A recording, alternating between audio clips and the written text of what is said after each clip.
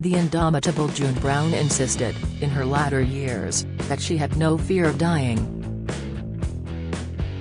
It's why she refused to quit her long-term smoking habit, continued drinking wine and Guinness, and merrily went on eating the dark chocolate she was allergic to, but adored. "What's the point of worrying?" she told the Mirror 3 years ago. "I could go to sleep tonight and not be here tomorrow. Oh dear, June's gone," they'd say.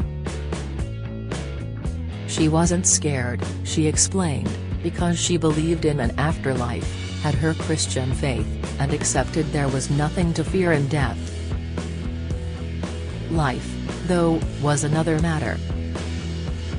Because the OBE, MBE and BAFTA winner, who became a national treasure through the EastEnders role she won a little shy of her 60th birthday, knew better than anyone that it was life where the darkest demons lurked. Despite the polished smile of the actress who was as dependable a fact of British life as fish and chips or April showers, June's had known more than her fair share of heartache. While she would stoically deny her life had been tragic, she suffered early and repeated loss, first of her beloved sister, Maurice, known as Maisie, in childhood, then her first husband, later a baby with her second, and finally finding herself widowed again in 2003. And so for many decades, it was solitude that proved her biggest fear, manifesting in numerous love affairs and a gnawing need for affection.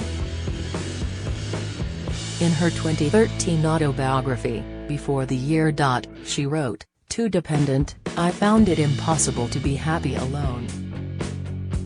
I was constantly in and out of love, always looking for the kind of caring that Maisie had given me, the wholehearted acceptance of me just as I was. I kept looking for the friend I had lost." The star was born on February 16, 1927, in rural Suffolk. Her mother was an EastEnder and, as the actress would learn on BBC One's show Who Do You Think You Are?, descended from Sephardic Jews, specifically, from the 19th-century bare-knuckle fighter Isaac Bidden. June was one of 5 children, though she lost a brother to pneumonia when he was a baby, in a family who lived above their dad's electrical business. The event that would transform her character came when she was 7, and Maurice 8. One night in 1934, Maurice woke June suffering an earache. Just days later, she was taken to hospital for a mastoid operation, and June never saw her again. June believed infection took hold. Her sister developed meningitis and died. June recalled movingly in her autobiography, "I can see myself at school outside the classroom saying to my teacher, Ms. Downing, in a very ordinary voice, Maisie died yesterday." The smell of chrysanthemums, the flowers on her sister's grave, was one she could never bear. After the tragedy, her father's drinking and parents' physical woes ended the marriage, and her mother, a milliner, left with the remaining children.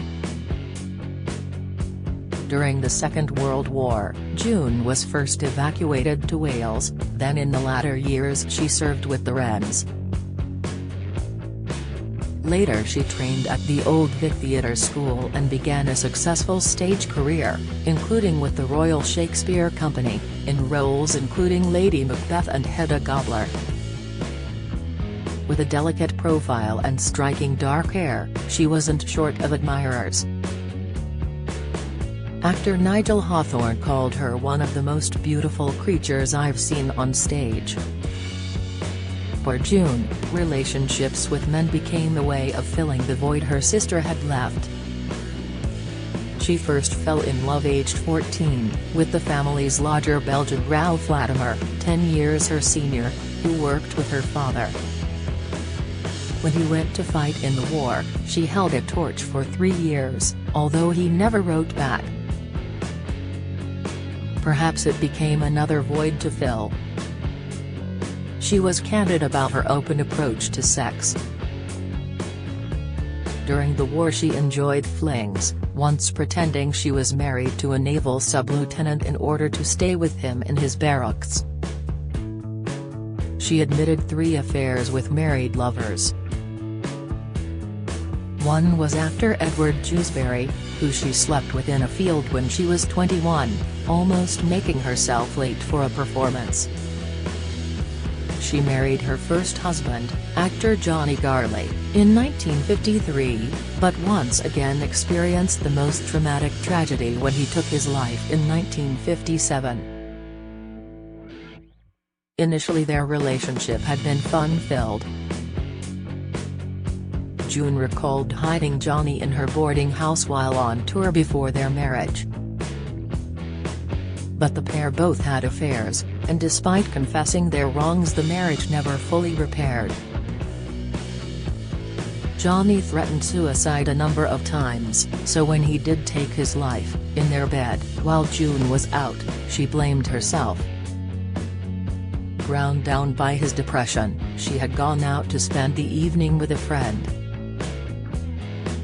She returned home to find him unconscious beside a suicide note. She dragged him from bed, but he died in hospital. Initially, she claimed she had gone out to do ironing, though later in life owned the truth, admitting, "I should never have left him. But I was tired. I couldn't stand anymore." She said the fact that she found it hard to be alone prompted her to marry for a second time soon after. She met actor Bob Arnold, who starred in Dixon of Dock Green, just months after Johnny's death. She said, "His strength and calmness were reassuring." They tied the knot in April 1958, and although the actress later revealed that Bob was rarely affectionate, the pair had 6 children together. June once said, "The process of having a family was a bit like opening the tumble dryer and finding more clothes than you put in. But more loss was to follow." Daughter Chloe was premature at 28 weeks, and did not survive. The couple separated for some time before later reuniting until Bob's death in 2003 from Lewy body dementia, a progressive form of the condition. Their split coincided with a lull in June's career, and for a time she struggled to make ends meet. The stage actress began to dabble in television, appearing in 3 episodes of Coronation Street in 1970-71, and in Play for Today in 1971, as well as in Doctor Who and Minder. But when EastEnders came knocking in 1985, it was a lifeline. She said, "The year before my being offered the part of Dot was my worst ever, things were getting desperate." June became the most classically trained star in the cast of the BBC One soap. Her career there catapulted her to household name fame, which lasted until her death at the age of 95. She used her profile for good causes, particularly championing gay rights.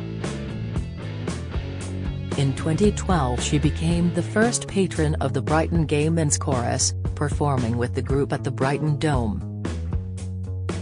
The actress did not retire until 2020, despite macular degeneration which caused near blindness. In 2019 she conceded, "I haven't driven for years and I can't really go out socially due to my eyesight." EastEnders, she said, used big fonts in their scripts.